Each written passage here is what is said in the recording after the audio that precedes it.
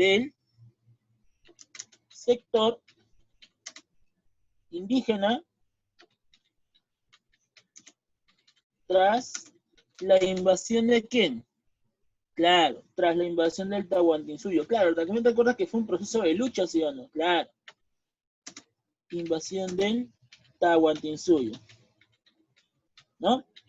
También ponemos por acá, fue un proceso de luchas, ¿correcto? ¿Contra quién? Contra los invasores españoles. Ya, esos dos conceptos los puedes utilizar en un examen de admisión, ¿correcto? Españoles. ¿Claro está ahí, chicos? Entonces, eso es lo que te comento con respecto a lo que fue el concepto de la resistencia andina. Ahora, siguiente, tenemos que recordar también que esta resistencia andina se estaría desarrollando a través de dos etapas, ¿correcto? ¿Cuáles eran las etapas de la resistencia andina, muchachos? ¿Se acuerdan? ¿Cuáles eran las etapas? Muchachos, ¿cuáles eran las etapas? ¿Verdad? Ya, recuerda, la resistencia andina tiene dos etapas, ¿correcto? Espiritual, no. Espiritual sí, tiene otro nombre. Uno fue la resistencia quiteña, claro. Una fue la resistencia quiteña y la otra fue la resistencia ideológica, ¿correcto? Si tú colocas la palabra espiritual, no la vas a encontrar. ¿Me dejo entender? Entonces, para ese detalle tienes que recordar que las etapas, ponemos por acá las etapas, fueron dos. La primera, letra A, fue la resistencia quiteña, y la otra, siempre la otra, ¿cómo se llamó? La resistencia ideológica. ¿Ya? Entonces, recuerda, las etapas de la resistencia andina fueron dos. La primera fue la resistencia quiteña, o también llamada militar, y la otra fue llamada ideológica. Pregunta, en caso de la resistencia quiteña o militar, ¿qué es lo que tenemos que recordar? ¿Qué va a pasar en esta época, en esta etapa? ¿Quiénes se van a enfrentar? ¿Quiénes fueron los primeros que inician esta rebelión contra los invasores? ¿Quiénes? ¿Te acuerdas o no? Los generales de Atahualpa. Exacto, ¿no? Acá vamos a encontrar la rebelión de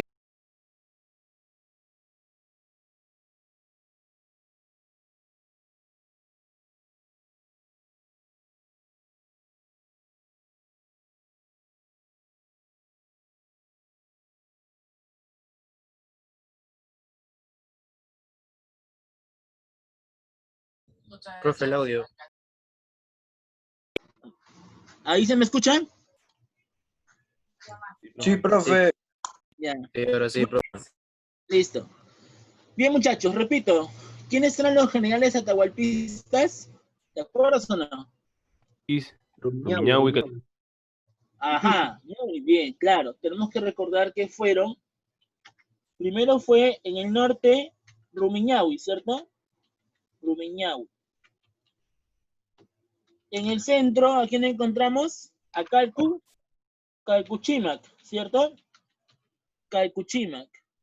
Y en el sur, ¿a quién encontramos? A Quisquis. A Quisquis, ¿no? El nombre, muchachos, porque en un simulacro, en un examen te pueden poner, es Apoquisquis, ¿ya? Apoquisquis. Quisquis. ¿Ya? Tú sabes que los simulacros son dateros, así que te coloco el nombre completo, ¿ya? Apoquisquis. ¿Claro está ahí? Listo. Pregunta, ¿los tres generales atahualpistas lograron tener una ventaja o fueron derrotados? Fueron derrotados. Derrotaron. Fueron derrotados, ¿cierto? Claro. Vamos a ver que tras la supremacía, tras el poder que tenían pues los españoles, aparte que también recuerda que había una guerra civil interna, había una desintegración propia del mismo imperio, eso estaría originando que los propios españoles tengan más ventajas sobre el resto. Por eso es de que la gran mayoría de generales atahualpistas fueron asesinados, ¿correcto? Muy bien. Recordemos también que después de las rebeliones de estos tres generales atahualpistas, estaría viniendo la resistencia de ¿quién? Manco Inca. ¿Quién es aquel? ¿Quién? Manco Inca, ¿no? Ponemos acá que después de fracasar las expediciones de Rumiñahui, Cacuchima y Apoquiquis, sí, generales atahualpistas, se estaría dando la resistencia ¿de dónde? ¿Cómo se llamó el otro lugar donde se resiste un tal Manco Inca? Vilcabamba. Vilcabamba, ¿cierto? Así es, la resistencia de Vilcabamba. Y recordemos que en Vilcabamba, Manco Inca, quien había escapado de las manos de los españoles, ¿sí? Había fundado pues un pequeño imperio, ¿sí? Pequeño, en la región de la selva, en la región de Madre de Dios y Ucayali, ¿sí? Y recuerda que en esa región también Manco Inca había logrado tener su dinastía, ¿no? ¿Te acuerdas cómo se llamaban los hijos de Manco Inca? Sairi Tupac. Tito Claro. Cusi. Ajá. Claro, vamos a encontrar aquí primero a Sairi Tupac. Sairi Tupac. Ayupanqui. Tito Cusi Yupanqui.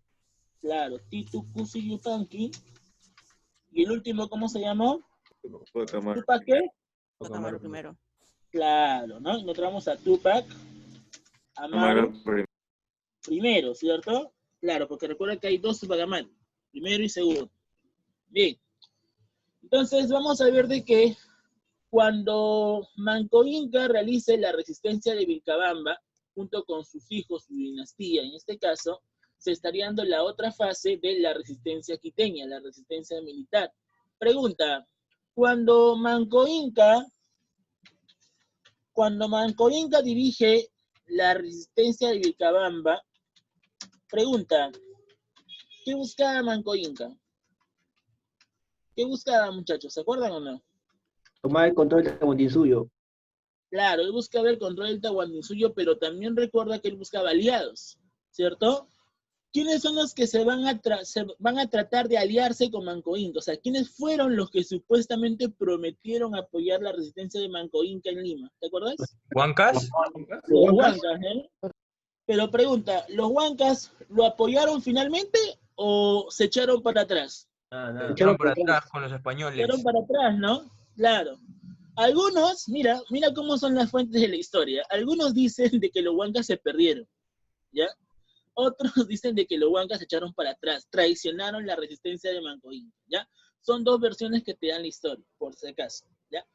Bien, recuerda que Manco Inca es aquel que se dirige hacia el Cusco, ¿sí? En la fortaleza de Sacsayhuamán se encuentra el general Cahuide, y este general Cahuide, ¿sí? Logra pues asesinar a uno de los hermanos de Pizarro, llamado Juan Pizarro, de un piedrazo en la cabeza, pero vamos a ver de que el general Cahuide finalmente fue asesinado. Fracasa su intento de ataque. Después Manco Inca envía ¿a quién? Envía en este caso a Kisu Yupanqui hacia la región del Rímac, a la región costera de Lima. Y es en ese momento donde Kisu Yupanqui, ¿sí? Esperaba pues la llegada de este ejército huanca. Pero como te dije, los autores sostienen o que se perdieron o simplemente se echaron para atrás. Y por lo tanto, eso generaría que la resistencia de Kisu Yupanqui en Lima fracase siendo asesinado en el Cerro San Cristóbal, ¿no? Te pueden preguntar en un simulacro, ¿cuál de los generales de Manco Inca fue derrotado y asesinado en el Cerro San Cristóbal? La respuesta es Kisu Yupanqui. Profe, ¿cómo se escribe? Se escribe así. Kisu Yupanqui. Kisu Yupanqui. ¿Ah? Por si acaso.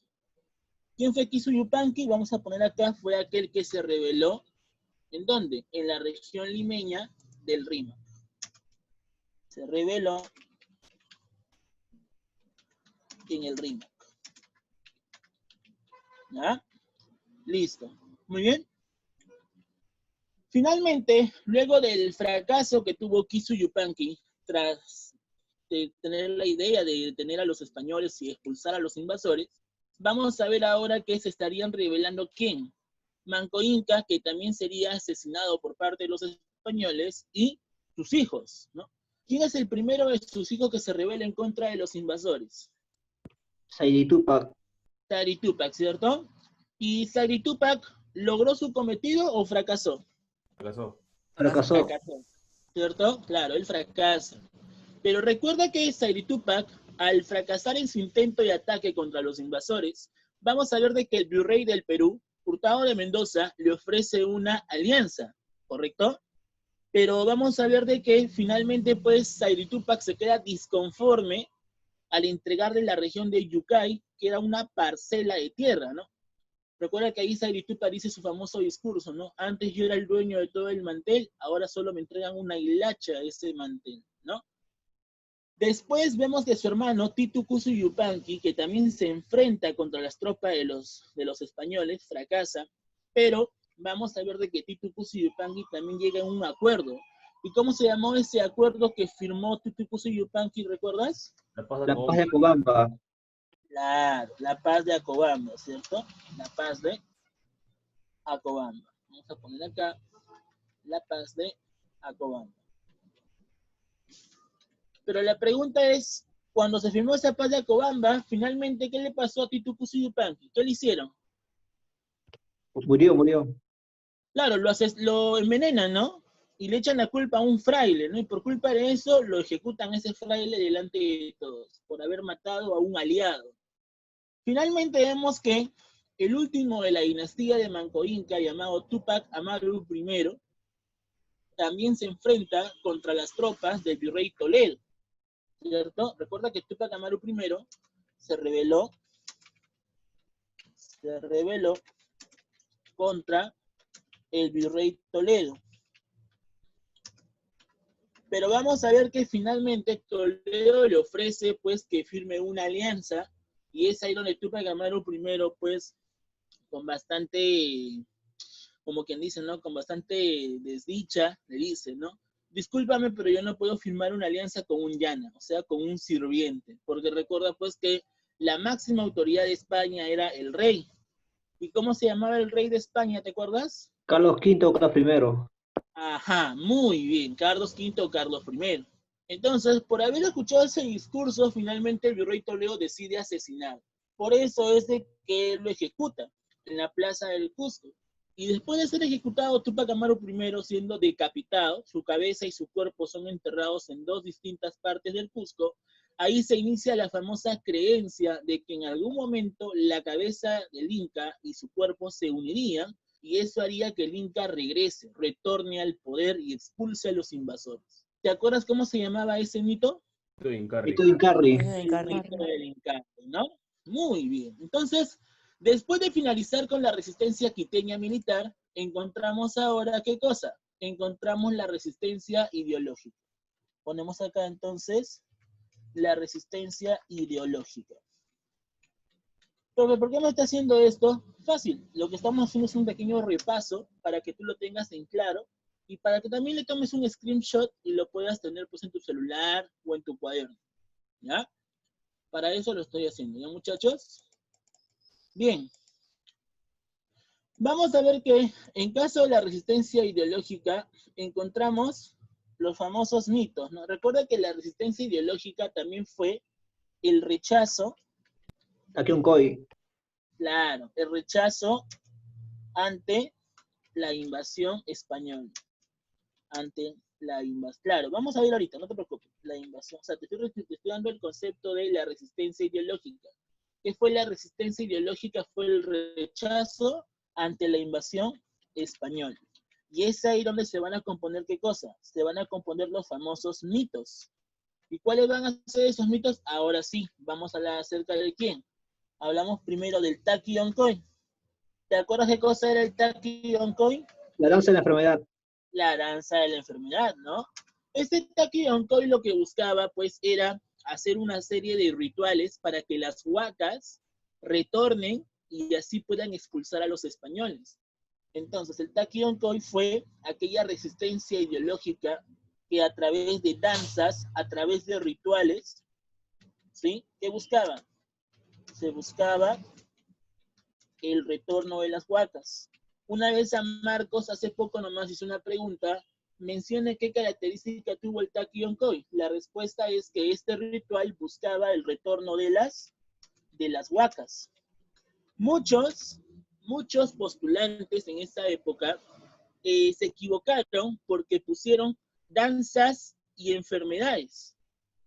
Pero en ningún momento te están diciendo que solamente son danzas y enfermedades, ya que lo que se está buscando es el retorno de las huacas, ¿correcto? Entonces vemos de que el Takiyonkoi, la danza de la enfermedad, fue aquella resistencia ideológica que a través de los rituales buscaba el retorno de las huacas y así expulsar a los invasores. Pregunta, ¿en qué región del Perú se había originado este Takiyonkoi? ¿Te acuerdas? Apurímac, el Cusco.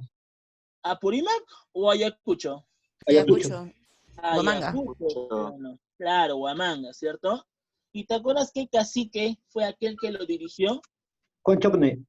Juan Chocne, ¿correcto? Muy bien. Entonces, cuando te venga esta pregunta en el examen, en un simulacro, como el caso del simulacro virtual, de frente nomás marcas tu clave. No te vas a reír de las preguntas. Muy bien. Después del Takiyonkoi que seguía, ¿te acuerdas? El mito del Incarri. Incarri, ¿no? ¿En qué se basaba el mito del Incarri? ¿Te acuerdas? La cabeza del Inca con su cuerpo se unían y se iba a vivir el Inca.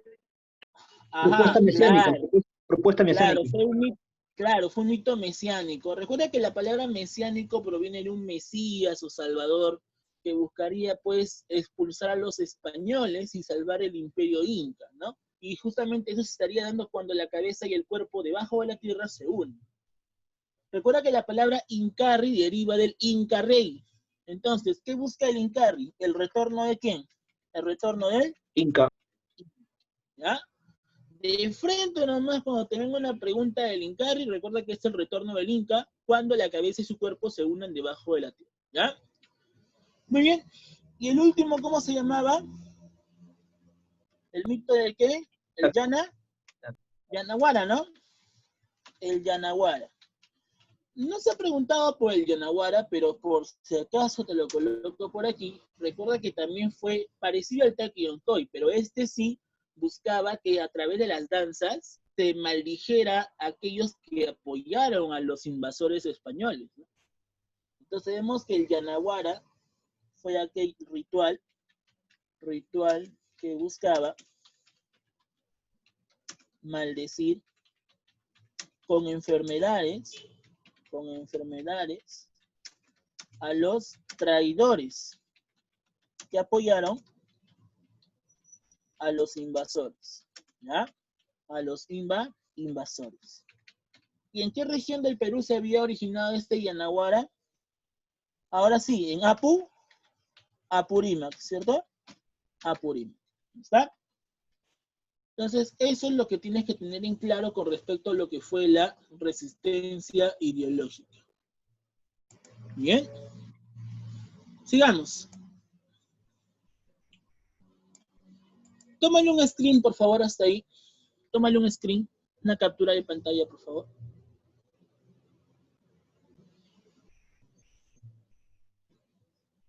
¿Le tomaste? Sí. Ya, eso lo Sí, colocas en profesor. tu cuaderno, en una... Sí, voy a pasar la diapositiva. Lo que pasa es de que este screen lo que va a hacer es de que tengas como una especie de repaso.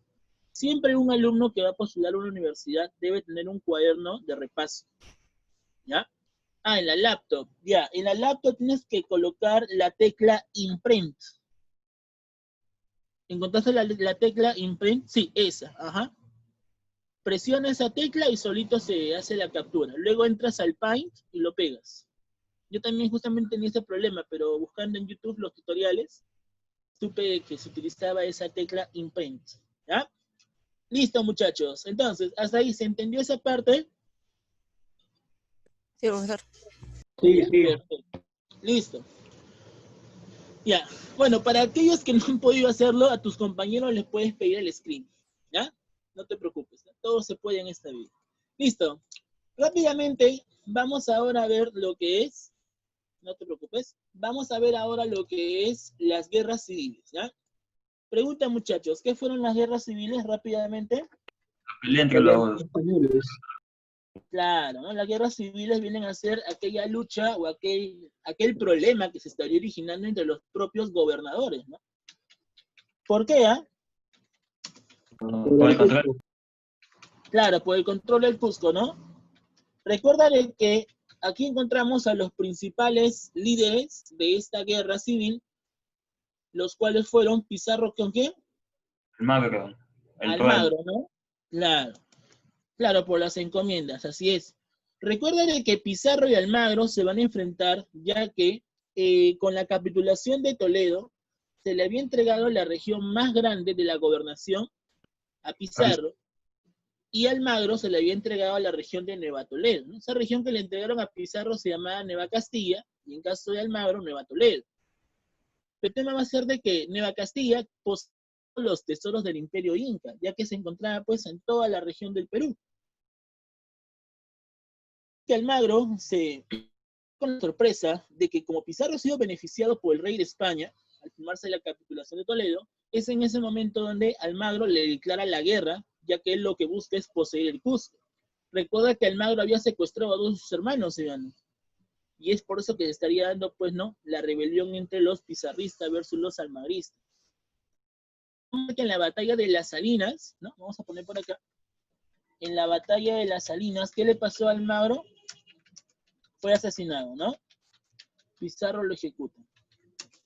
Ejecución de Almagro. ¿Ya? Muy bien. Pero recuerda que después de la ejecución de Almagro, recuerda que Almagro el viejo, porque hay dos Almagros, él tenía a su hijo, ¿sí o no? ¿Cómo se llamaba el hijo de Almagro el viejo? Almagro el joven. Diego Almagro. El mozo. ¿Joven o el mozo? El mozo. ¿no? El mozo. Claro, no te preocupes, puede pasar, no te preocupes, ¿no? Viejo, joven, antónimo de profe. Claro. Pero recuerda que el hijo de Almagro se llamaba el mozo, ¿ya? Entonces vamos a ver de qué se da la rebelión de su hijo llamado el mozo, de el mozo. Y cuando se da la rebelión de el mozo, ¿qué le pasó a Pizarro? También fue asesinado, ¿sí? Cuando Diego de Almagro el mozo se rebela en contra de Pizarro, se mete con un gran ejército a la casa de Pizarro, pero recuerda que Pizarro pues era un gran espadachín, no por nada le decían el carnicero, ¿no? Pizarro logra ejecutar a una gran parte de su ejército, pero vamos a ver de que Juan de Rada y el mozo, ¿qué hicieron? Asesinaron a Pizarro de una estocada, ¿cierto? Asesinaron a Pizarro. Pregunta, y cuando Pizarro fue asesinado por el mozo y Juan de Rada, ¿qué va a pasar? ¿Qué es lo que hace el mozo con Nueva Castilla? Se declara como gobernador de Nueva Castilla, ciudadano. Pero pregunta, cuando él se declara como gobernador de Nueva Castilla, ¿eso le pareció bien al rey de España? No. Obviamente que no, ciudadano. El rey de España se niega ante esta gobernación de Nueva Castilla por parte de un mestizo, porque el mozo era un mestizo. Entonces, eso estaría originando de que el rey envíe a uno de sus visitadores. Aquí encontramos entonces el rey envió a quién, ¿ah? ¿Quién fue el primer visitador que llegó al Perú? Vaca de Vaca de Castro. Castro. Vaca de Castro. No acuérdate de la vaca. De frente. Vaca de Castro. ¿Qué hizo Vaca de Castro? Derrotó a el mozo y Juan de Rada. Entonces, cuando el rey envía a Vaca de Castro, él finalizó con la rebelión del mozo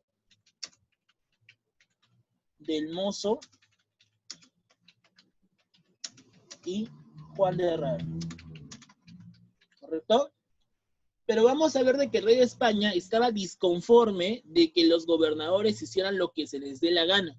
Es por esa razón de que el rey de España, ¿qué es lo que hace?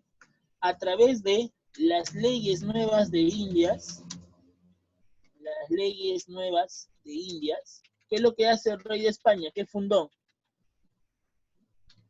Que había fundado en el año 1542, ¿te acuerdas? El virreinato. Claro, el virreinato, ¿no? Que fue una nueva gobernación, un nuevo sistema de gobierno donde el rey estaría enviando a uno de sus representantes. Y ese representante del rey, ¿cómo se va a llamar? El virrey. Virrey. Y es por eso que aquí se da el origen de ¿qué? El origen del virrey, virreinato. Y eso justamente vamos a ver el día de hoy, muchachos. Tómale un screen rapidito entonces, para iniciar con el tema, porque si no, no va a ganar la hora. ¿Ya? Lo demás ya lo vamos a comentar poco a poco, pero tómale un screen a esto para que lo puedas tener en tu cuaderno. ¿Ya?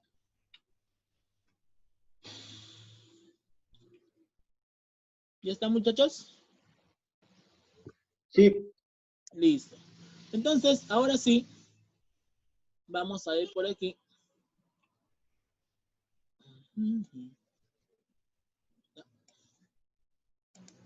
Vamos a poner por aquí el PPT. ¿Bien? ¿Se ve la imagen, cierto? Sí. Ya está, perfecto. Entonces, vamos a ver en este caso el virreinato del Perú. Muchachos, algo sencillo. ¿Qué es un virreinato? Algo básico. ¿Qué es un virreinato? Una Es una gobernación. forma de... ¿Cómo? ¿Cómo? Una gobernación de la metrópoli. Claro, ¿no? Una nueva gobernación originado o un modo de gobierno, un sistema de gobierno, así es, se buscaba la centralización del poder político, donde el rey de España envía a uno de sus representantes, siendo el virrey, quien va a gobernar en este caso estas regiones del Nuevo Mundo, ¿cierto? En la imagen colocamos a la máxima autoridad de España. ¿Quién era la máxima autoridad de España? Carlos V. Carlos V o Carlos I, ¿no? No hay problema con eso. Y al otro lado encontramos a un personaje importante, quien fue el virrey que logró tener la mayor, fue el más resaltante de toda la historia del virreinato del Perú. ¿Cómo se llamó ese virrey que realizó las mayores reformas, ¿no? Y fue considerado como el más importante de todos? Toledo. Claro, estamos hablando de Toledo, ¿no? ¿Te acuerdas del presidente que tuvimos? Ya, con ese pata te acuerdas. Toledo se llama. Así es, Toledo. Entonces, en la imagen podemos apreciar a la máxima autoridad de España, el rey Carlos I o Carlos V, y al otro lado encontramos a la máxima autoridad, pero dentro del virreinato, siendo el virrey. ¿Correcto? Vamos a ver que en la otra imagen encontramos dos divisiones, ¿no? Con respecto a lo que fue las gobernaciones o la conformación del virreinato. Del siglo XVI al siglo XVII, esto era parte del virreinato del Perú. Pero a partir del siglo XVIII, con el cambio de una nueva dinastía, el virreinato del Perú pasaría a estar en esta forma y también aparecerían otras instituciones como las capitanías de Chile, las capitanías de Venezuela y el virreinato de Río de la Plata al sur y Nueva Granada hacia el norte. ¿Correcto? Pero esto ya lo van a ver después. El día de hoy vamos a centrarnos en la parte inicial con respecto a lo que fue el virreinato. ¿Ya? Empezamos entonces por aquí. Ponemos entonces por aquí que el virreinato, ¿qué fue? Fue una forma de gobierno creada el 20 de enero de 1542, siendo la Real Cédula el documento que oficializa el origen del virreinato. Pero esta Real Cédula se encontraba dentro de las leyes nuevas de Indias. O sea, las leyes nuevas de Indias es el conjunto, ¿sí?, que estarían incluyendo ¿a quién? A la Real Cédula, la cual fue un documento que originó al virreinato del Perú. ¿Ya? Y esta Real Cédula fue creada en la ciudad de Barcelona por su majestad, el rey Carlos I o Carlos V. ¿Ya? ¿Cuáles son las causas del por qué se va a originar lo que es el virreinato del Perú? Encontramos lo siguiente. Una de las causas fue de que el rey buscaba una mejor administración de la renta del Estado. ¿Qué significa? El rey lo que buscaba era concentrar los impuestos que se daban en la región de el Nuevo Mundo, que va a ser llamado ahora como el virreinato del Perú. Recuerda que los gobernadores, los encomenderos, eran aquellos que tenían tierras, pero también tenían indígenas. Y estos indígenas, con tal de ser evangelizados, ¿qué tenían que pagar? Impuestos, ¿no? ¿Cómo se llamaba ese impuesto? ¿Te acuerdas? El quinto real. ¿Tributo? indígenas, ¿cierto? Entonces, vemos de que como muchos encomenderos prácticamente hacían su negocio, prácticamente estos encomenderos enviados por España en sí se beneficiaban de de todo el tributo indígena, haciendo de que cuando se den las rentas anuales a su autoridad, el rey Carlos I, haya pues una falla, haya un vacío en las cuentas, ¿no? Algo no le cuadra al rey de España. Por eso es que el rey de España, ¿qué es lo que hace? El rey de España envía ahora los corregidores. Los corregidores vienen a ser aquellas autoridades que van a gobernar una reducción indígena y van a cobrar lo que es el tributo indígena. Y ese tributo indígena estaba direccionado hacia la caja de España. Es decir, de que todos los impuestos que se sacaban del virreinato del Perú iban directamente a España. Para eso justamente el rey creó el virreinato, para controlar y mejor administrar las rentas del Estado. También lo que buscaba era aumentar la producción. Los españoles cuando llegaron aquí a invadir el Tahuantinsuyo, estarían comenzando a obligar a todos los indígenas para que vayan a los obrajes y a las minas, estableciéndose la famosa mita. ¿Te acuerdas qué cosa era la mita? ¿Qué era la mita, muchachos, en el Tahuantinsuyo? El trabajo obligatorio, ¿no? Recuerda que la mita es el trabajo obligatorio. Todos estaban obligados a trabajar y a contribuir con el Estado en el Tahuantinsuyo. Lo mismo pasaría en el virreinato. Vamos a ver de los cronistas, como por ejemplo Pedro Cieza de León, uno de los grandes cronistas de España, se da con la sorpresa de que aquí en América, aquí en el antiguo Tahuantinsuyo, pues los campesinos en general trabajaban a favor del Estado. Y eso justamente le estaría entregando al virrey Francisco de Toledo para que él realice las mayores reformas. Por eso que Toledo dice, ya, o sea que acá trabajaban obligatoriamente, perfecto, vamos a continuar con esta tradición, con esta costumbre.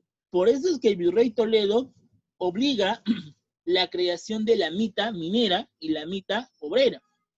Es ahí donde el virrey Toledo envía a todos los indígenas a las minas para que extraigan los metales preciosos. Y también envía a indígenas para que realicen los obrajes, por ejemplo, como los famosos fardos, las telas en general. ¿Ya? Vamos a ver, por ejemplo, que cuando los indígenas son enviados a las minas, como el caso de Cerro de Pasco, que fue una de las minas más importantes, la mina de Potosí, que también es importante, la mina de Santa Bárbara y Castro Virreina. ¿Qué elemento principal se sacaba de la mina de Potosí? La plata. Plata. ¿Ah? Así es. ¿Qué elemento se sacaba de la mina de Santa Bárbara? El azogue. El mercurio y el azogue. ¿Ya? La pregunta es, ¿aquí en el virreinato había más plata o más oro? ¿Qué dicen ustedes? Plata. Había más plata, sí o no. Por lo tanto, la plata era el elemento más abundante del Tahuantinsuyo, del virreinato en este caso, ¿no? Por eso es de que la plata va a ser el elemento más abundante y por lo tanto se estaría dando el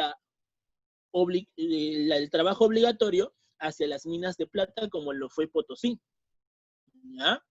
Ahora, cuando los indígenas sacaban los metales preciosos en bruto, ellos tenían que refinarlos, ¿ya? Tenían que lavarlos, refinarlos, tenían que llevarlo a los famosos hornos, ¿ya? Para que sean fundidos. Esos hornos con el cual los indígenas van a fundir los metales se le conoce como las guairas. Vamos a poner acá una anotación.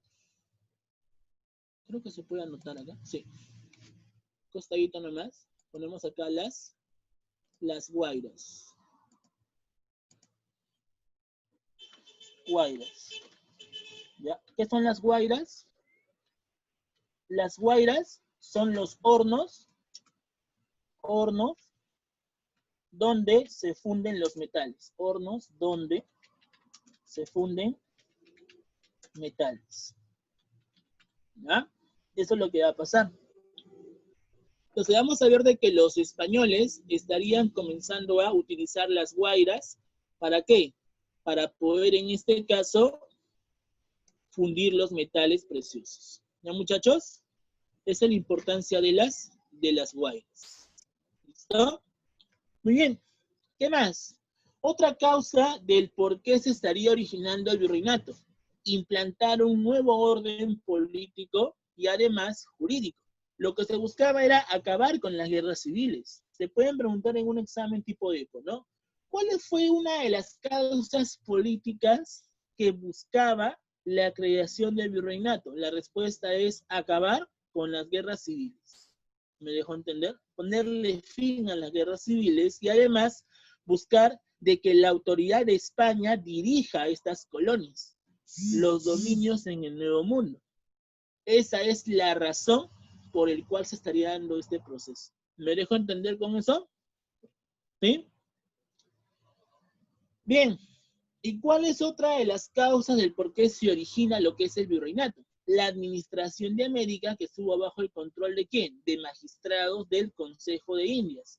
El Consejo de Indias, muchachos, es la institución más importante que se originó en España. Esta institución velaba por la parte jurídica y administrativa. Inclusive, en el Consejo de Indias se escogían ¿a quién? Virreyes, corregidores, oidores. Todos los funcionarios del Estado eran escogidos en el Consejo de Indias. Algunas autoridades de la Iglesia también eran escogidas por el Consejo de Indias. Y así como había un Consejo de Indias en España, aquí en el virreinato va a haber otra institución que va a ser parecida. ¿Sabes cómo se va a llamar esa institución que buscaba el orden jurídico y político y administrativo del virreinato? La Real Audiencia. Así es. Entonces, mira, hay una similitud, ¿eh?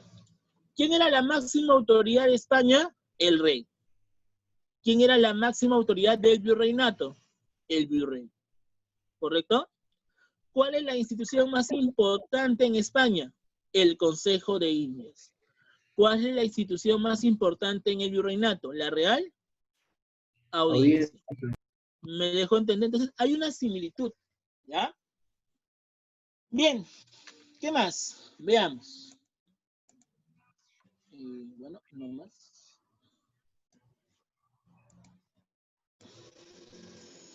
Vamos a ver entonces que este es el mapa correspondiente a lo que te comenté, ¿no? La conformación del virreinato. Algunos dirán, profe, ¿y por qué los dominios de Portugal, que fueron establecidos con el Tratado de Tordesillas, ¿no? A partir del siglo XVI por el Papa Alejandro VI, ahora Portugal tiene más territorios, tiene más dominios? Ya. Lo que pasa, muchachos, es de que a partir del siglo XVIII, España se dio cuenta de que la región de Centroamérica, ¿sí? Esta región que se le conoce como el Caribe, ¿ya? Era una zona llena de varios piratas que asaltaban a las embarcaciones.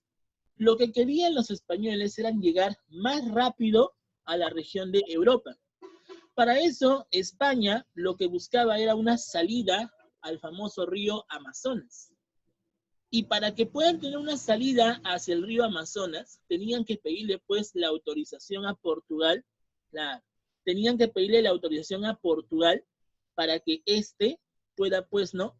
Darle el permiso y puedan llegar rápidamente al Atlántico. Y del Atlántico lleguen seguros más a Europa, a España directamente.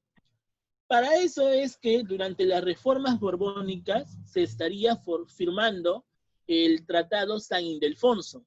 Con el Tratado San Ildefonso, Portugal le dice, ya, mire a España, ¿tú quieres una salida al mar Atlántico y una libertad al Amazonas? Perfecto, no hay problema. Entrégame más tierras y yo te doy esa autorización.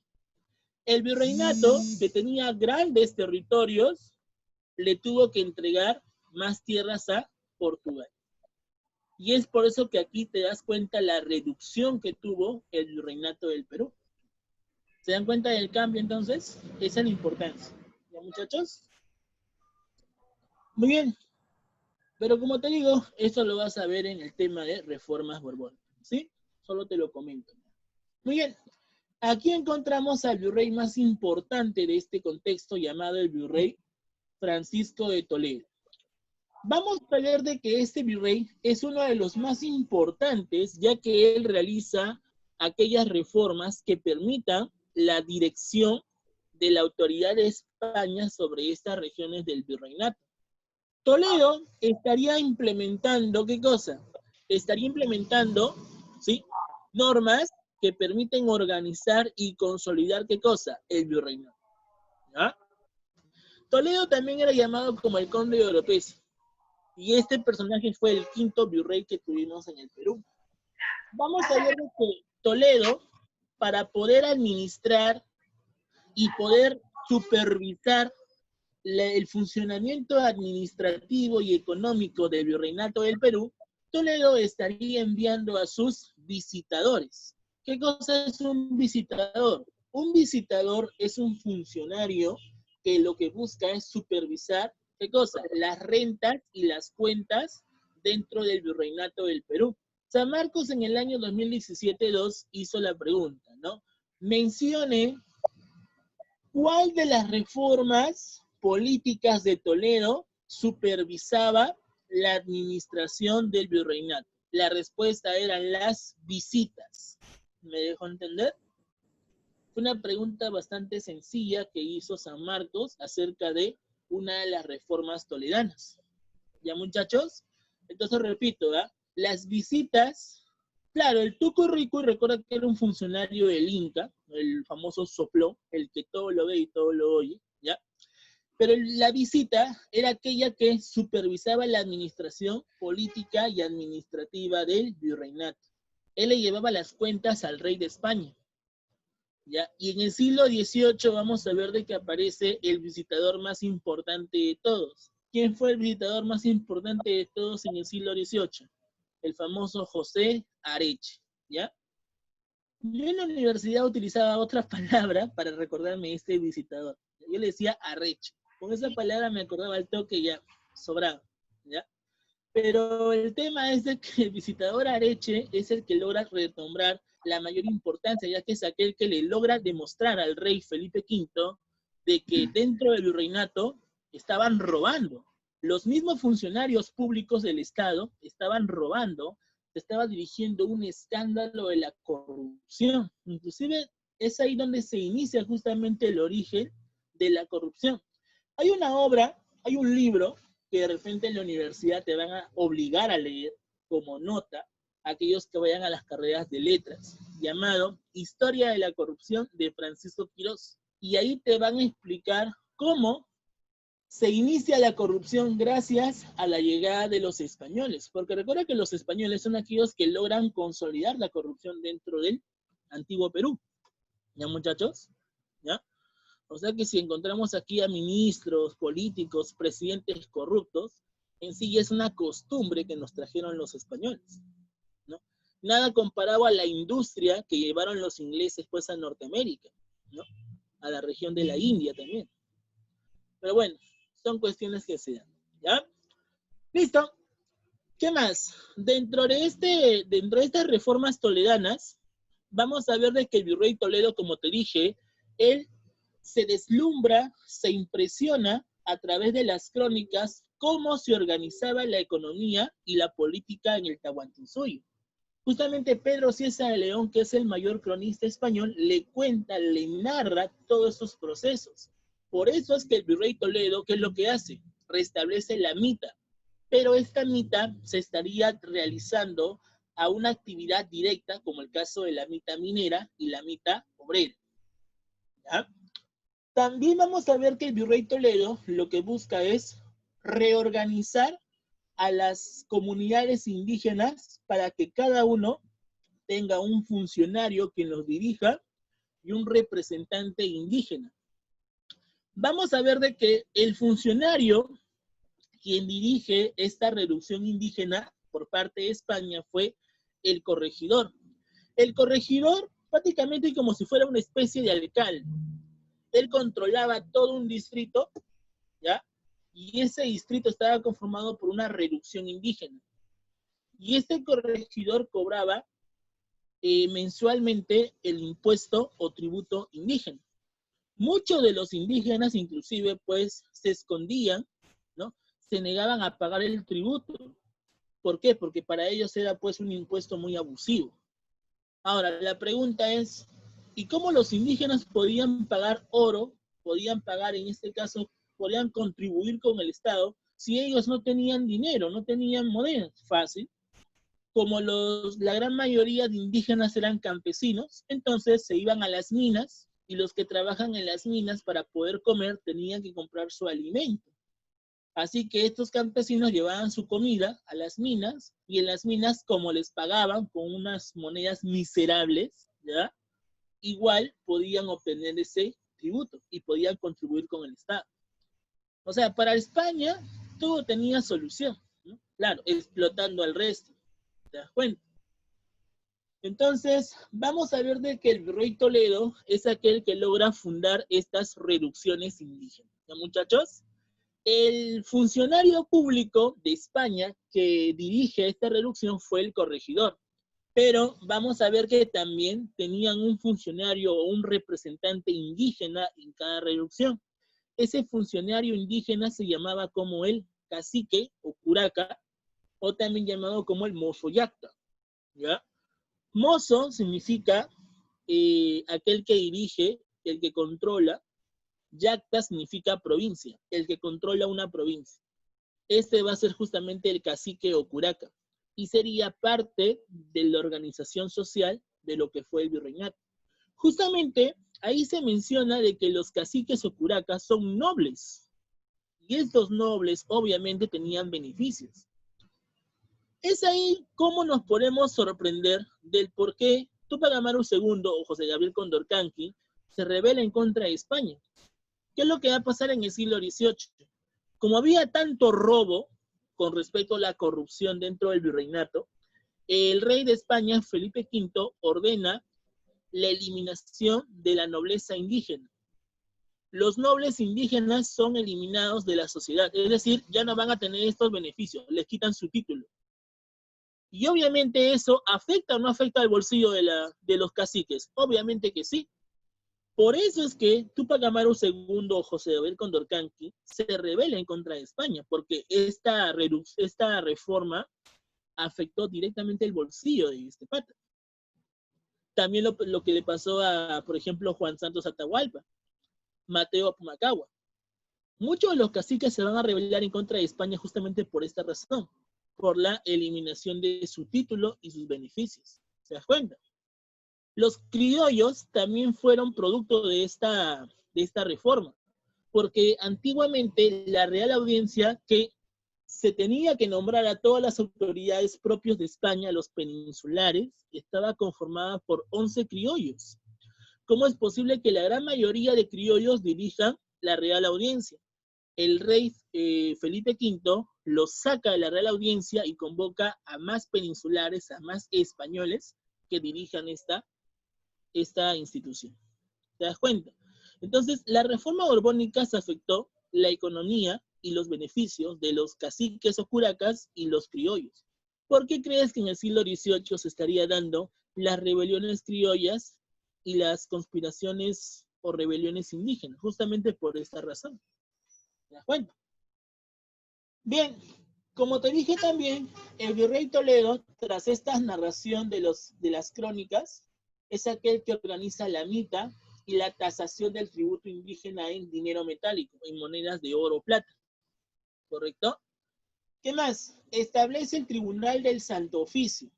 El Tribunal del Santo Oficio, muchachos, fue una institución de la Iglesia. De repente en Historia Universal les habrán comentado algo de lo que es la Iglesia Católica. La Iglesia Católica a partir del siglo XI o siglo XII estaría comenzando a entrar en su auge tras una serie de reformas que va a establecerse. Pero la Iglesia Católica utilizaba una herramienta principal con el cual atemorizaba al resto de creyentes para que ellos no se nieguen o no se opongan a la religión cristiana. Esa herramienta que utiliza la Iglesia fue la creación del Tribunal del Santo Oficio, que después va a ser llamado como el Tribunal de la Santa Inquisición. En realidad, Santa Inquisición, de santa no tenía de nada. Este tribunal lo que buscaba era castigar a todos aquellos que eran herejes o no eran parte de la religión católica. Y justamente este Tribunal del Santo Oficio es la primera institución ya dirigida por la Iglesia que busca justamente atemorizar a todos aquellos que se negaban a ser católicos. Los indígenas, que eran politeístas, comenzaron a ser maltratados por la propia iglesia. La iglesia prácticamente los obligaba a que creyeran en su propio Dios, y si no, los torturaban. Eso lo podemos apreciar, por ejemplo, en el Museo de la Inquisición, que se encuentra al frente del Congreso de la República. ¿Ya? También durante su periodo estarían llegando los jesuitas. Los jesuitas, muchachos, viene a ser aquella compañía o aquella orden religiosa que estaría dirigiendo lo que es la educación. Recuérdale que la gran mayoría de jesuitas eran personas cultas y además ellos dirigían la educación en los colegios mayores y menores. ¿Correcto? Y finalmente vamos a ver de que el virrey Toledo finalizó con la última resistencia de Vilcabamba, dirigida por Túpac Amaru I, quien finalmente fue ejecutado por parte del virrey Francisco de Toledo. ¿Sí? Y es en ese momento donde se puede apreciar la importancia que tuvo este virrey. En el prospecto de San Marcos, muchachos, te preguntan todo lo que fueron las reformas toledanas. Así que esto de reformas toledanas sí tienes que grabarte bien porque es una pregunta fija. Siempre ha venido preguntas acerca de las reformas toledanas. ¿No, muchachos? Bien, con respecto a lo que es la organización política, vamos a ver de que España buscaba la dirección del monopolio político sobre la región de América. Vamos a ver de que España estableció autoridades tanto metropolitanas como autoridades locales. Las autoridades metropolitanas son aquellas que se encontraban directamente en España. ¿Cuáles son? El rey, la máxima autoridad y la Real Audiencia, el Consejo de Indias. La Real o el Real Supremo Consejo de Indias. ¿Ya? Vamos a ver de que el rey de España era el dueño supremo de todas las colonias dentro del virreinato del Perú y el virreinato de Nueva España y México. Recordaré que el rey de España tuvo dos dinastías. La dinastía principal o la primera dinastía entre el siglo XVI al siglo XVIII fue la dinastía Habsburgo. Y a partir del siglo XVIII hasta el siglo XIX fue la dinastía borbónica. ¿Ya? Es en ese momento entonces donde España fue dirigida por dos dinastías, los Habsburgo y los Borbones. ¿Quiénes fueron los reyes Habsburgos de España? Primero fue Carlos I o Carlos V, Felipe II, su hijo, que realiza la máxima expansión en lo que es Europa, Felipe III a partir del siglo XVII, Felipe IV, ¿sí? Carlos II, que es aquel que logra finalizar con la dinastía Habsburgo, puesto que ese rey era estéril, ¿ya? Se dice que este pata era fronterizo, era fallado. Otros dicen de que este rey pues sufría pues de lo que es la esterilidad, producto de una fiebre muy alta que no fue atendida en su momento.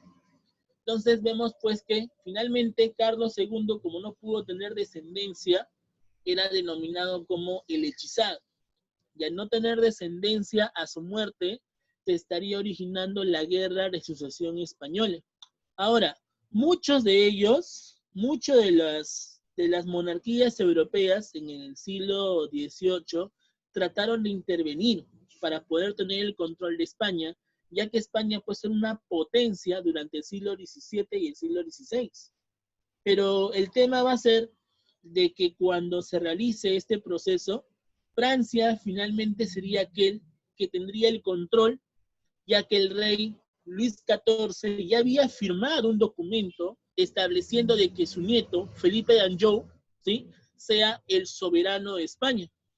Es por esa razón que, en este caso, Felipe d'Anjou estaría gobernando España a partir del siglo XVIII, siendo denominado como el nuevo rey, conocido como Felipe V de la dinastía borbónica. Y es ahí donde se da el fin de la dinastía Habsburgo y el origen de la dinastía borbónica. ¿Te das cuenta? Entonces, esa es la razón por la cual se habla acerca de las dos dinastías con respecto a lo que fue la monarquía española. ¿Correcto? Vamos a ver que con respecto a lo que es el Consejo de Indias, fue aquella institución que controlaba y dirigía la parte económica, jurídica y administrativa, ¿correcto? Era la máxima institución.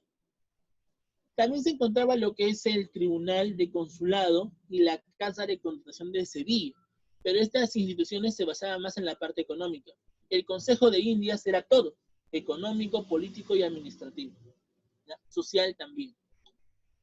Mientras que, con respecto a las autoridades locales, encontramos a quién? Encontramos al virrey, que fue el representante y el rey, la máxima autoridad dentro del virreinato. El virrey tenía muchas funciones. Por ejemplo, una de las funciones políticas del virrey era que él era el presidente de la Real Audiencia. Cuando la Real Audiencia realizaba sus ceremonias, en este caso, ¿no? Su organización a través de asambleas, el virrey tenía que estar presente. Y el virrey era aquel que tenía la última palabra. Si es que se daba algún nombramiento o se daba pues ¿no? Se daba algún acuerdo. El virrey tenía la última palabra. Pero a veces pasaba que el virrey era culpado por corrupto o simplemente a veces el virrey moría repentinamente. ¿Qué pasaba cuando el virrey moría repentinamente? La Real Audiencia dirigía el cargo hasta que el Consejo de Indias envíe a otro virrey. Es ahí donde aparece el famoso pliego de mortaja. El pliego de mortaja, muchachos, es un documento que hace que la Real Audiencia dirija el cargo del virrey hasta que el Consejo de Indias envíe a otro virrey. Es un cargo momentáneo que tiene la Real Audiencia sobre el virreinato, el pliego de mortaja. Y a veces ha venido en una pregunta de examen de admisión este pliego de mortaja, ¿ya? A nivel económico, el virrey es aquel que creaba los impuestos. Si se necesitaban más impuestos, el virrey era aquel que lo creaba. Era aquel que realizaba una sesión solemne con la Real Audiencia y era aquel que lo publicaba. Y se hacía decreto ley, ¿correcto? A nivel social, el virrey es aquel que tiene la alta jerarquía, ¿correcto? A nivel religioso, el virrey podía escoger algunas autoridades de la iglesia, pero del cargo menor, como algunos, por ejemplo, algunos sacerdotes, algunos frailes, algunas órdenes religiosas. Justamente como tenía este cargo, es por eso que el virrey Amari Yuniet en el siglo XVIII expulsó a los jesuitas, ya que justamente él tenía este cargo, ¿ya?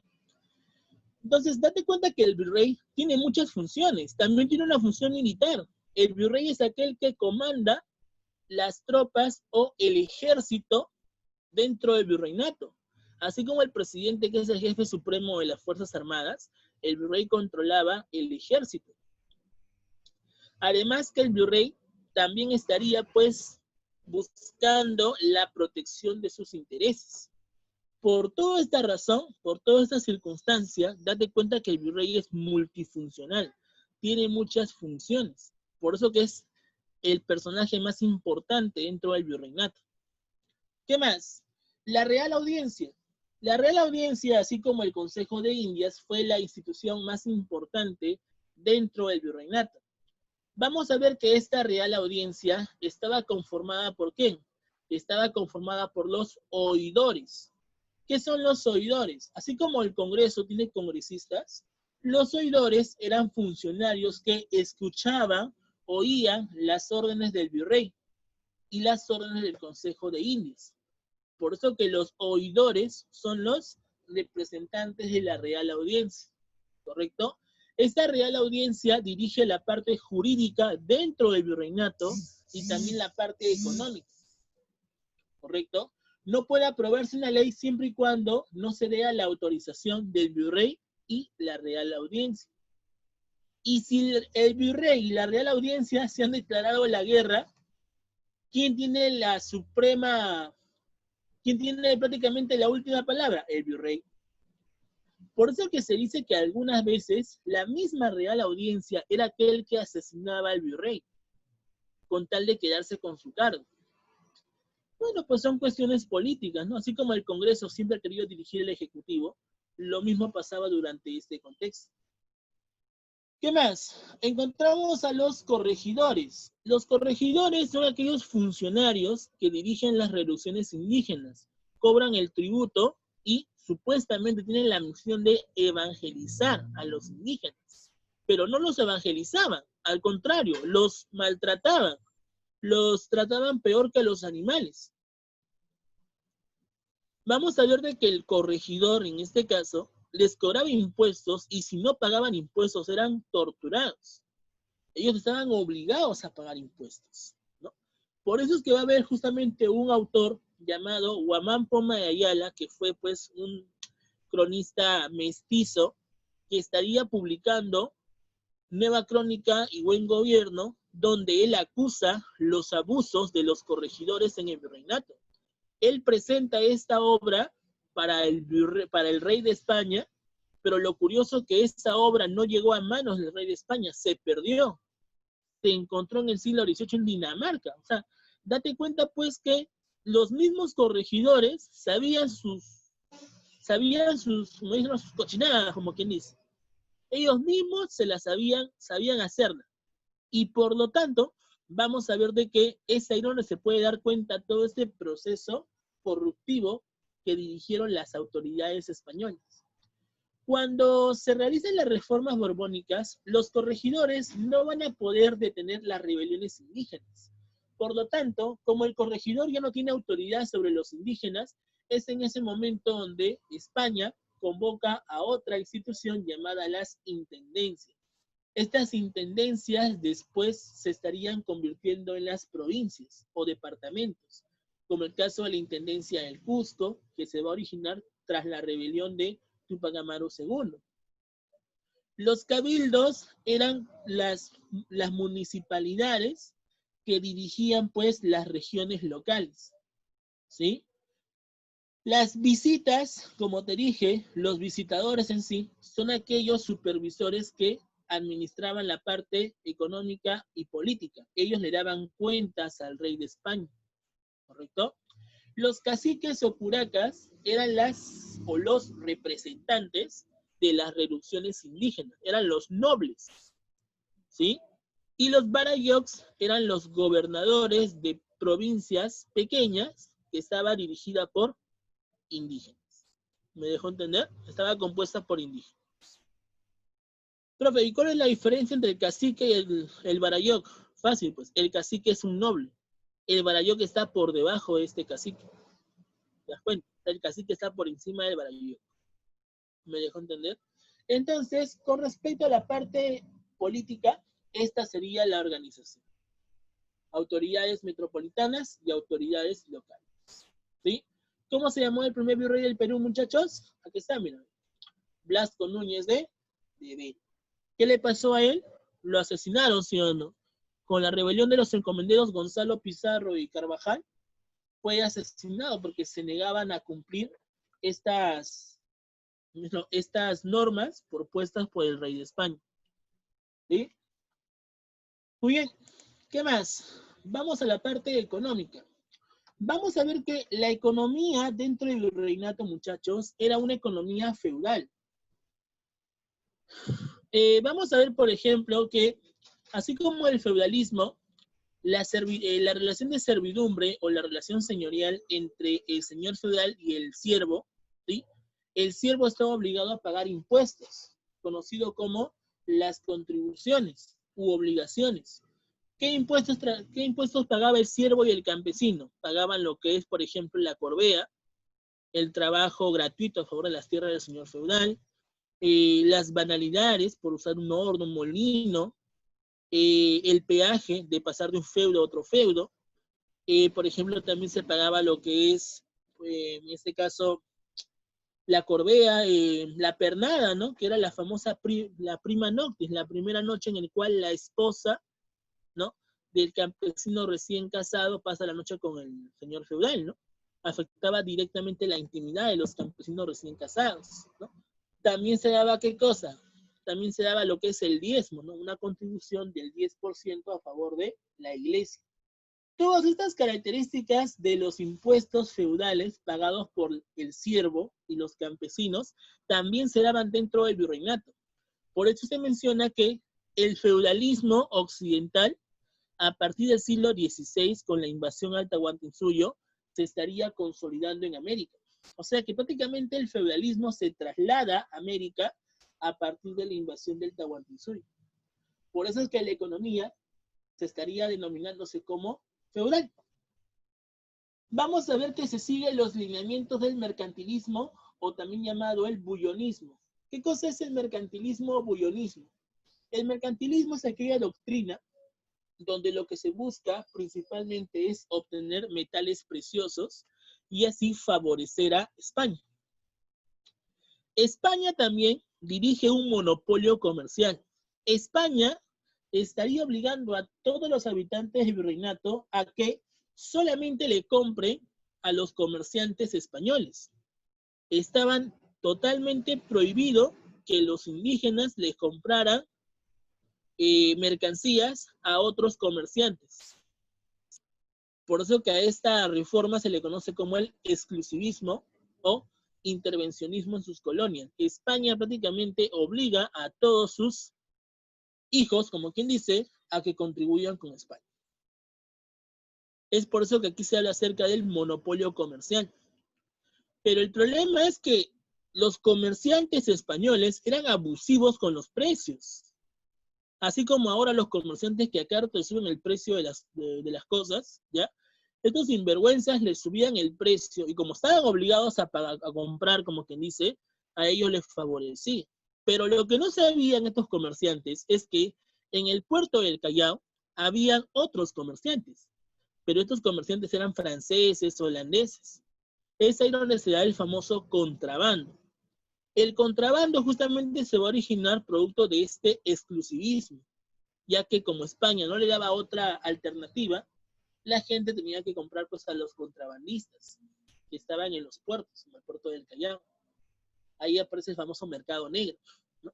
Y eso en parte afecta directamente la economía de España. Por eso es que en el siglo XVIII el rey Felipe V, ¿qué es lo que hace?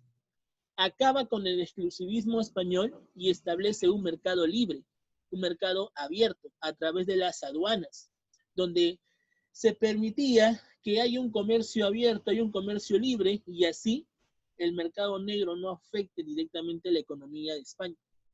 ¿Te das cuenta? Vamos a ver de que una de las principales actividades en la economía colonial fue la minería. La minería en este caso fue la actividad más importante. Vamos a ver que aquí destaca la minería, por ejemplo, los centros mineros como el caso de Potosí, donde se extraía lo que es la plata, Huancavelica o Castrovirreina, lo que es el mercurio, Santa Bárbara del Azogue, ¿correcto? Cerro de Pasco, también lo que es plata. La plata era purificado con el azogue o el mercurio, ¿no? Lo que hoy en día se utiliza pues en las minas como el oroide. Vamos a ver de que los metales preciosos eran extraídos a través de ¿qué? De la mita minera. Y esta mita minera era un trabajo netamente obligatorio para todos los indígenas, ¿correcto? Ellos estaban obligados a pagar en este caso esta contribución. Como te dije, el comercio durante los inicios del virreinato fue un comercio monopólico a través del exclusivismo, ¿correcto? Vamos a ver de que la institución que dirige esta actividad comercial fue la Casa de Contratación de Sevilla por parte de España. Y aquí en el virreinato se establecía a través del Tribunal del Consulado, ¿correcto? O sea, la Casa de Contratación de Sevilla dirigía el comercio exterior en España y aquí dentro del virreinato el Tribunal del Consulado. ¿Qué más? Los puertos más importantes dentro del contexto del virreinato fueron el Callao dentro del virreinato y Sevilla en caso de España. Pero el problema es que cuando los españoles llevaban los metales preciosos del Callao, iban al Caribe, y en el Caribe, ¿quiénes estaban? Los piratas, ¿sí o no? Estos piratas son aquellos que van a, pues, asaltar estas embarcaciones. No por nada hay una película llamada Piratas del Caribe, Pero el tema va a ser de que el mismo virrey estaría buscando una forma de evitar ser asaltado. Por eso es que el virrey, ¿qué es lo que hace? El virrey estaría creando un nuevo impuesto conocido como la avería. La avería es un impuesto que permite proteger las embarcaciones que llevaban metales preciosos en el Caribe. Y ahí aparecen los famosos galeones. Los galeones son aquellas embarcaciones que están con, como quien dice, no están con armas que van a permitir de que las embarcaciones cargadas de metales no sean asaltadas. O sea, van a ser flotas armadas que protejan las embarcaciones de los metales preciosos. Pero eso tenía que ser pagado también por los indígenas, imagínate. ¿Te das cuenta? ¿Qué más? Entonces vemos que las flotas o galeones son aquellos que protegían las embarcaciones cargadas de metales preciosos para evitar el asalto de los piratas o los corsarios. ¿Sí? Y ahí aparece lo que es la Armada del Mar del Sur. La Armada del Mar del Sur se encontraba en el Caribe y esta protegía de que las embarcaciones sean asaltadas. Así, por ejemplo, como en el banco, ¿no ves que hay gente que trae el dinero? Los, como dice, ¿cómo se llama esto? ¿Cómo se llama esta empresa que busca controlar o supervisar el dinero del banco directamente? No me acuerdo el nombre. No me acuerdo el nombre exactamente. Esa gente que va cargada con su arma, ¿no? Con su calibre 24 y todo eso, ¿no? Algo parecido eran los galeones, ¿ya? La Armada del Sur, ¿ya? Vamos a ver que después el gobernador Lope García de Castro, que fue un virrey en este caso, dirige la creación de la Casa de la Moneda, donde se administra la creación de los metales, del dinero metálico o las monedas en plata. Claro, los bucaneros, ¿no? Algo parecido, ¿no? Muy bien. ¿Qué más? Vamos a ver que aparte de la minería, también se dirige lo que es la agricultura. La agricultura se basaba justamente en el trabajo de las tierras por parte de los indígenas, los yanaconas en este caso, eran enviados al campo para trabajar a favor de España. Ahí aparecen las famosas haciendas. Estas haciendas estarían comenzando pues a ser los centros de mayor producción agrícola, ¿sí? Vamos a ver que también se estaría dando los obrajes a nivel artesanal. Así como en Europa se daban las manufacturas durante el capitalismo mercantil o el renacimiento urbano comercial, vamos a ver que aquí los mismos indígenas trabajaban en lo que son los telares. Vamos a ver que aquí en Lima, muchachos, el distrito de Los Chorrillos, ¿ya? Fue aquel lugar donde se van a realizar la actividad manufactura. ¿Tú sabes por qué se llama Chorrillos? Se llama Chorrillos porque justamente los manufactureros que trabajaban las telas le decían así, los chorrillos. Por eso que se llama Chorrillos. ¿Te das cuenta? O sea, cada distrito tiene su propio nombre. Profe, el agustino, fácil pues. Los agustinos fue una orden religiosa que llegó a Lima. Por eso que se llama el agustino. Inclusive el cuartel Barbones, que también está entre el Agustino y el centro de Lima, fue dirigida porque estos agustinos presentaban una barba de color cobriza, de color rojo. Por eso le decían los Barbones. ¿Ya? Muy bien, entonces vemos que los obrajes se estarían dando en los talleres manufactureros o también llamados como los chorrillos. Las telas que producían se le decían como las telas toscas o los tocuyos. Y eso era comprada por la gente pues pobre, ¿no? Por la gran mayoría de indígenas. En cambio, las telas de alta costura eran pues compradas por la burguesía, ¿no? O los propios peninsulares. ¿Correcto? ¿Qué más? Los tributos, y con esto vamos a llegar, chicos, vamos a finalizar para ver las preguntas del material. Vamos a ver que los tributos o los impuestos que se van a contribuir por parte de los indígenas a favor del Estado son los siguientes. Recuerda que el impuesto más importante, ¿ya? La cual mantenía a España, era el tributo indígena. todos los indígenas pagaban ese impuesto, con excepción de los caciques. ¿Por qué? Porque los caciques eran nobles. Recuerda que en el feudalismo los nobles no pagaban impuestos, pero el resto de la población sí. Lo mismo pasaba dentro del virreinato. El tributo indígena lo pagaban todos excepto los caciques. ¿El Barayoc pagaba impuestos? Sí. El cacique no. El quinto real. ¿Qué es el quinto real? Chicos, ¿qué es un quinto? ¿Qué tanto por ciento representa un quinto, muchachos? A ver, aritmética básica. El 20%. 20%. 20%, ¿no? Claro. Profesor de colegio, dice, claro, obviamente, ¿no? El 20%, ¿no? El quinto real, muchachos, es un 20% a favor de ¿qué? A favor de la extracción minera. O sea, si tú extraías metales preciosos de las minas, pagabas el quinto real, un 20%. ¿Ya?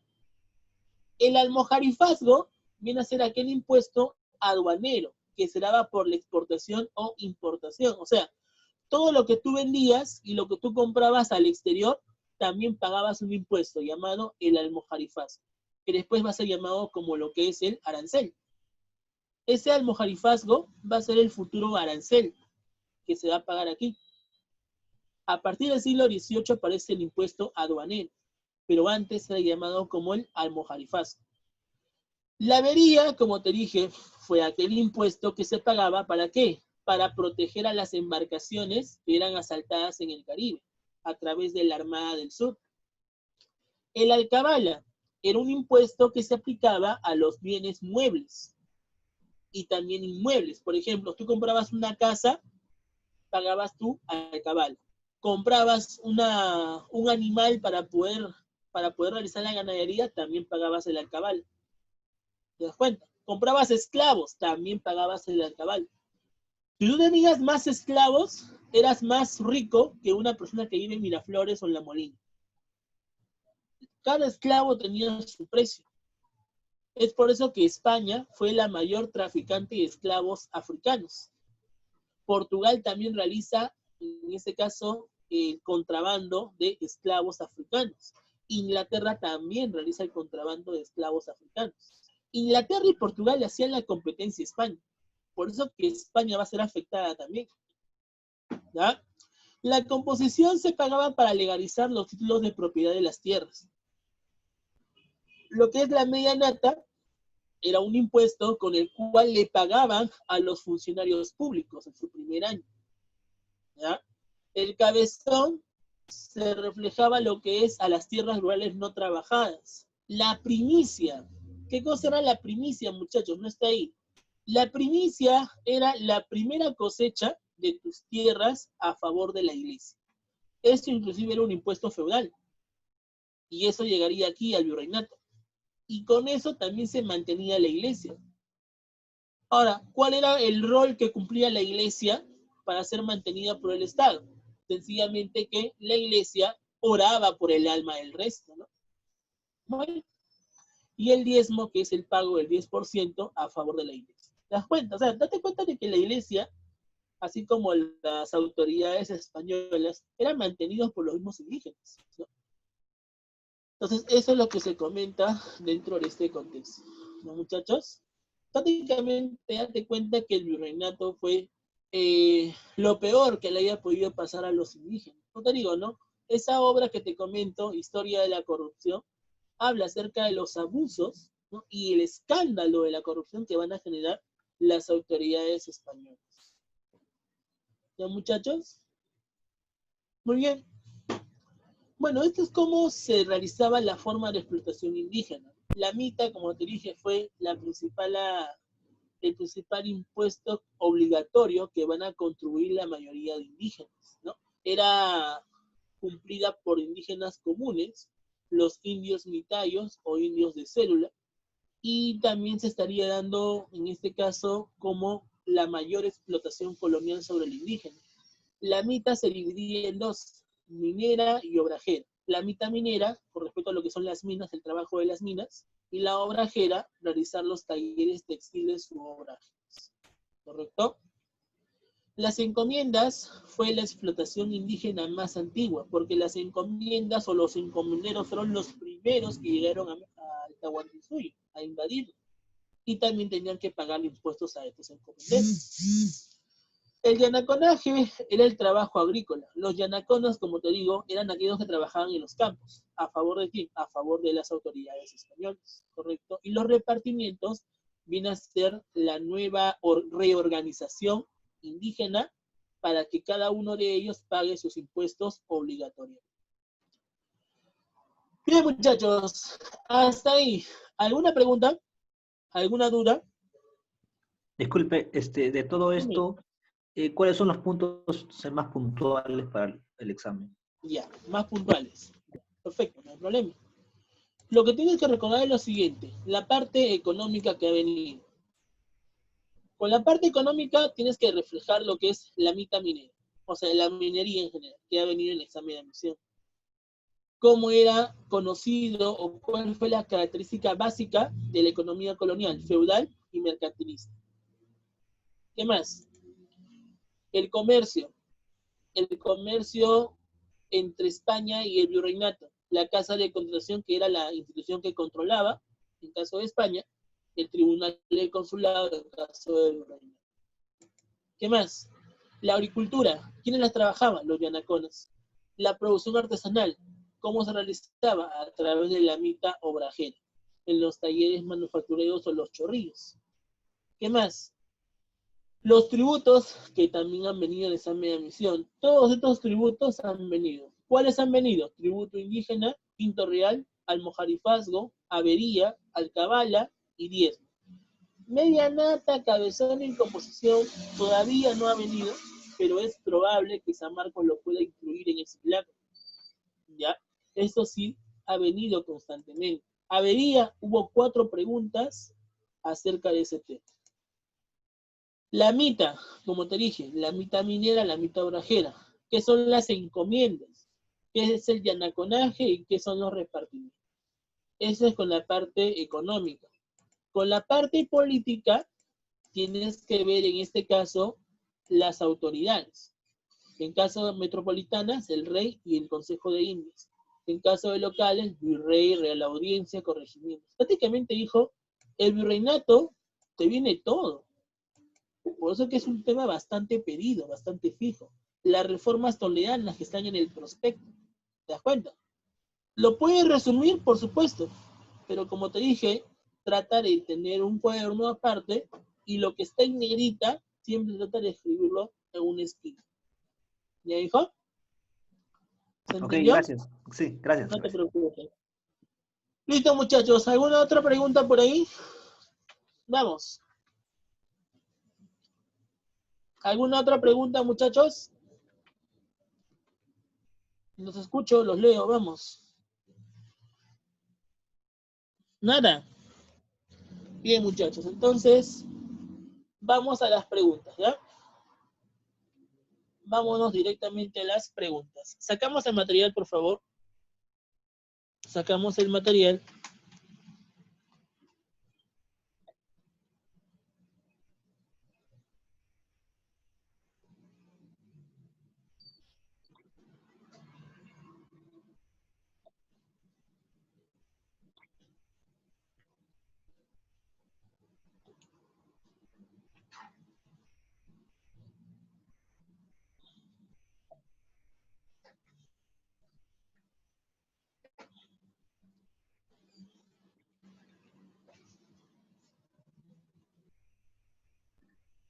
Bien, muchachos. Entonces, vamos a la número 1, ¿ya? Dice, identifica las medidas establecidas por las leyes nuevas de Indias de 1542. Ya. La clave, muchachos, es la letra A, 2 y 4. ¿Correcto? ¿Por qué? Pregunta, ¿las leyes nuevas de Indias comprendían los virreinatos de Nueva Granada de Río de la Plata? Pregunta, ¿existían esos virreinatos en el siglo XVI? ¿Sí o no? No. No. Esos virreinatos aparecen a partir del siglo XVIII. La 2 dice, los indígenas pasaban a ser súbditos del rey y por lo tanto bajo su protección. Correcto. Eso sí es correcto. La 3, se legaliza la condición de esclavitud para los indígenas tal como lo defendió Bartolomé de las Casas. Bartolomé de las Casas no está a favor, al contrario. Bartolomé de las Casas acusa los abusos de los corregidores, al igual que Guamán Foma de Ayala. La 4, el rey Carlos I buscó centralizar el poder político de América a través de un representante directo, el virrey, correcto. Por lo tanto, la clave sería 2 y 4. Siguiente. Dice, en el siglo XVI, el virrey Toledo ejecutó una serie de medidas denominadas reformas toledanas, la cual tuvo entre uno de sus objetivos principales. ¿Cuál es tu clave? La letra C, ¿ya? La mejora en la recaudación del tributo indígena. Recuerda que el virrey Toledo establece la mita, y la mita es la característica más importante que justamente contrajo las reformas toledanas después de las reducciones indígenas, ¿correcto? Entonces la número 2 sería la letra C, la mejora en la recaudación del tributo indígena. Siguiente, uno de los hechos más resaltantes del gobierno del virrey Toledo fue la realización de la visita general del Perú, pues de ella. A ver, la 1 dice, ¿se justificó el asesinato de Huáscar? ¿Tiene que ver eso con el virrey? Nada que ver, falso. ¿Se pudo generar una mejor explotación de la población y los recursos locales a favor de España? Verdadero, eso sí es correcto. Siguiente, nació la idea de crear sistema innovador de la mita como forma de trabajo en el tributo al Estado. Pregunta, ¿nació la idea de crear el sistema? No, al contrario, el virrey Toledo se va a basar en la mita incaica, porque la mita era un impuesto obligatorio que se realizaba en el Tahuantinsuyo. Por lo tanto, él no lo crea, al contrario, él se inspira de la mita que ya se había dado. Por lo tanto, la 3 es falsa. La 4 dice, se sacó información para nuevas crónicas como los Polo de Nargo, o también llamado el famoso Pedro Siesta de León. Por lo tanto, la número 3, en este caso sería la letra B, 2 y 4. Siguiente, la nobleza peninsular tuvo entre sus características en el periodo virreinal peruano. Dice, poseer los más altos cargos del gobierno virreinal. Bueno, eso es correcto. Los peninsulares son los españoles, los chapetones, ¿ya? La 2, poder político solo sobre la población indígena. Falsa. Es sobre también las autoridades virreinales. Siguiente, acceder a su grado de nobles principalmente por la compra de tal grado. Falso. Acceder a la educación formal. Verdadero. Entonces vemos que la 1 y la 4 sería lo correcto. Siguiente, con respecto a la sociedad virreinal, marque lo incorrecto respecto a las castas. Las castas te hablan acerca de las clases, la clase alta, la clase media, la clase baja. La clase alta estaba compuesta por los peninsulares y criollos ricos. La clase media estaba compuesta ¿por quién? Por funcionarios como corregidores, intendentes, ¿sí? Y nobles indígenas. La clase baja estaba conformada ¿por quién? Por los yanaconas e indígenas en general. Y los esclavos estaban compuestos ¿por quién?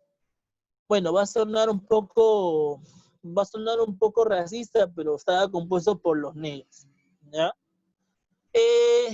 Con respecto a los negros, habían varias castas de negros. Por ejemplo, el negro cimarrón, el negro saltapatrás, ¿no? El negro ladino, siendo el negro cimarrón el más radical, como quien dice, ¿no? El más avesado de todos, aquel que se escapaba de las... Ya eso te lo van a comentar en el otro tema, porque Virreinado tiene 2 semanas, semana 1 y semana 2. ¿Ya, muchachos? Acá te está hablando acerca de las casas. Dice, dentro de este sector social existía la movilidad social. Falso, al contrario, se redujo. En la mayoría fueron resultado de uniones fuera de matrimonio. Falso. La casta peninsular estaba conformada por el matrimonio. No formaban parte de la República de Indios ni la República de España. Falso. Entonces, vamos a ver de que la clave sería la letra C. ¿Ya? Siguiente. La sociedad colonial fue dividida en 2 repúblicas, una de españoles y otra de indios. En relación, dicha organización identifique las características que corresponden a la República de Indios. Acá la respuesta, muchachos, sería la 1 y la 4. La letra A, 1 y 4. Siguiente, el mapa político del virreinato peruano de 542 por la Real Cédula abarcó gran parte de Sudamérica, desde Cabo de Hornos hasta Panamá, subdividido en territorios amplios denominados audiencias. Respecto a estas últimas, señale lo correcto. Acá la clave, muchachos, sería la letra D. ¿Ya? 2 y 3. Siguiente. La institución más importante después de la figura del virrey fue la Real Audiencia. Su atañía la elaboración de leyes a favor de los indígenas, tribunal de primera instancia para juicios criminales, corte de apelaciones frente a las sentencias de corregidores y alcaldes interiores, entre otras. Respecto a la audiencia, sus características y funciones, señale qué enunciados resultan verdaderos y falsos según corresponde. La primera es verdadero, la segunda es verdadera también, la tercera falsa, la cuarta es verdadera y la última es falsa. La clave sería la letra C, muchachos.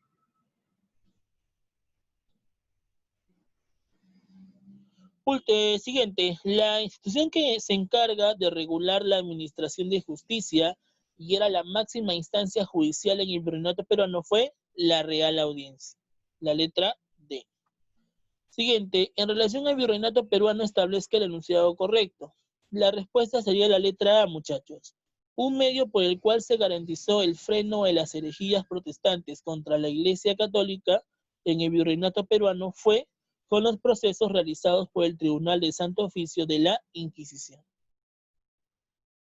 Ahí, chicos, las últimas. Dice, la reforma del virrey Francisco de Toledo sentaron, mira, fue una pregunta de examen, ¿eh? Sentaron las bases del sistema colonial en el virreinato peruano. Una de las medidas más importantes fue la introducción del tributo indígena y moneda. Considerado en su dimensión económica, el tributo no solo fue importante porque permitía recaudar recursos para solventar la burocracia virreinal, sino también porque servía para qué. O sea, aparte de atender la burocracia estatal, ¿para qué servía también? La respuesta es la letra D, dinamizar el mercado de trabajo, lo cual obligaba a los indígenas a trabajar en actividades económicas españolas por dinero. O sea, date cuenta que la gran mayoría de funcionarios del Estado, aparte de que eran mantenidos, fue como una especie de incentivo. O sea, ¿qué decía el rey a las autoridades? Vayan al virreinato a trabajar. Y si ustedes trabajan, van a tener beneficios. Les conviene. Y la gente pues acudía notablemente a este virreinato. Por eso que la clave es la letra D. ¿Sí? Siguiente, te hablan acerca de la mita. La clave sería la letra A. Siguiente, marca la opción correcta que corresponde a la sociedad virreinal. La alta religiosidad, la discriminación y la segregación eran sus características. Bueno, eso es verdadero. La nobleza criolla y la chapetona poseían los mismos derechos. Falso. Recuerda que los chapetones son los peninsulares, los españoles propios de la península ibérica. Los criollos no gozaban los mismos derechos, eran marginados los criollos, por lo tanto es falso. Siguiente, los yanaconas eran indígenas explotados feudalmente en las haciendas. Bueno, eso es correcto porque recuerda que los yanaconas trabajaban en las tierras, en las haciendas. Por lo tanto, la clave sería 1 y 3. Siguiente, relacione correctamente. Ya, audiencia de Charcas sería la C, actual Bolivia. Pero esto ya tiene que ver con las reformas borbónicas, ¿ah? Esta es una pregunta de reformas borbónicas, pero bueno, el autor lo ha propuesto. Igual, audiencia de Charcas, muchachos, es Bolivia. Audiencia de Quito sería la letra B, Ecuador. Comandancia de Maynas sería la Amazonía. La 3, la D. Audiencia de Bogotá, la actual Colombia. La clave sería la letra D. Ya, es una pregunta de reformas borbónicas, pero bueno. La última, muchachos, la última y nos vamos. Dice, el corregidor administraba justicia tanto entre españoles e indígenas, pero siempre como primera instancia de igual manera organizaba el registro personal de indios y velaba porque vivan, en las reducciones. Del corregidor dependía el enviar a los indios a las minas a cambio de un salario, su instrucción, así como su evangelización. En el papel debía proteger a los indios frente a los abusos de los españoles, sobre todo en los temas agrícolas. Sin embargo, fueron los mismos corregidores los primeros en violar los precarios derechos de los indios. Muchas veces cobraban doble tributo o les imponían el reparto de mercancías, por lo que los indígenas debían pagar cuantiosas sumas de dinero. Del expuesto al texto anterior se puede concluir que el corregidor fue una autoridad. ¿Cuál es tu clave? La clave sería la letra C. Tenía mucha autonomía con respecto a la corona. ¿Se entendió hasta ahí, muchachos? Muchachos, Sí, ¿se entendió hasta ahí? Sí. Sí, profe. Ya. Listo. ¿Alguna pregunta, muchachos? Para terminar. ¿Vamos a mandar diapositiva? Ah, sí, le voy a mandar a la Miss Miriam. ¿Ya? No se preocupen. Gracias. Listo, muchachos. A ver, creo que lo puedo mandar por el chat inclusive. A ver, vamos a ver, ¿ya? A ver, un ratito, para que lo puedan tener, ¿ya? Un ratito.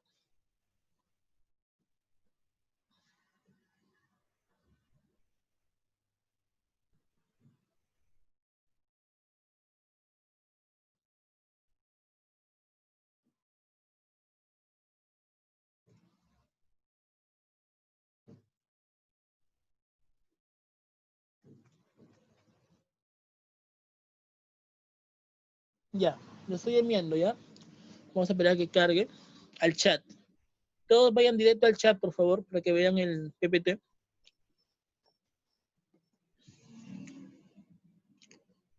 Está cargando.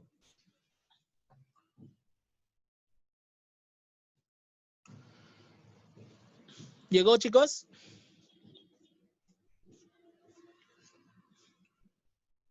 ¿Llegó, chicos? ¿Sí, no? No, ¿No llegó? Revisen el chat, por favor. Algunos dicen que sí. Ya, para aquellos que les hayan llegado, por favor, lo comparten a sus compañeros, ¿ya? Está en el chat. ¿Lo vieron? ¿Sí, no? Sí, profe. Porque lo he enviado para todos, ¿ah? No lo he enviado exactamente a uno, lo he enviado para todos. Ya. Bien. Bueno, muchachos, entonces conmigo sería hasta otra próxima oportunidad. Si no hay ninguna pregunta más, ¿alguna pregunta más por ahí? sí, no lo ubico. ¿Qué parte está? ¿En el chat de acá de Zoom? Sí, en el chat de Zoom. Pero no aparece. ¿Seguro? A ver. ¿Cuál es tu nombre, hijo? Cristian. Cristian. A ver, vamos a ver, ¿no? A ver.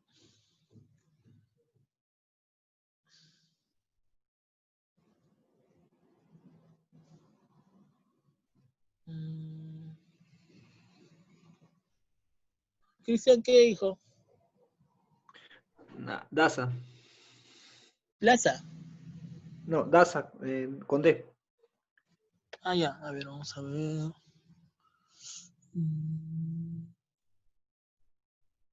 Duramarno, Venegas, Quispe, Urco, Solís, Cuya, Urbina, Piero, Mendo, Guapaya, Loaiza, Vargas, Urco, Cuya, Urbina, nada. Ya, se lo voy a O sea, enviar mejor a la Miss Miriam, ¿ya? exacto, sí, mejor. Ya, gracias. Ya, listo, hijo, no te preocupes. Bien, muchachos, entonces, sin nada más que decir, nos vemos. Se cuida, por favor. Miss Miriam, ¿me escucha? Profe, le escucho. ¿Cómo hago? ¿Le dejo como anfitriona o lo cierro? Ciérralo ya, profe. Más bien me envía a mi WhatsApp las diapositivas. Mándeme un mensaje a mi WhatsApp, ¿lo tiene? Porque no Ya, tengo le su voy a número. escribir, ya. Ya, le Ya, escribo. listo, Miss. Muchas gracias. Nos vemos, chicos. Se cuidan. Chau, chau. No, profesor, cuídese. Nos vemos. Gracias. Chau, chau.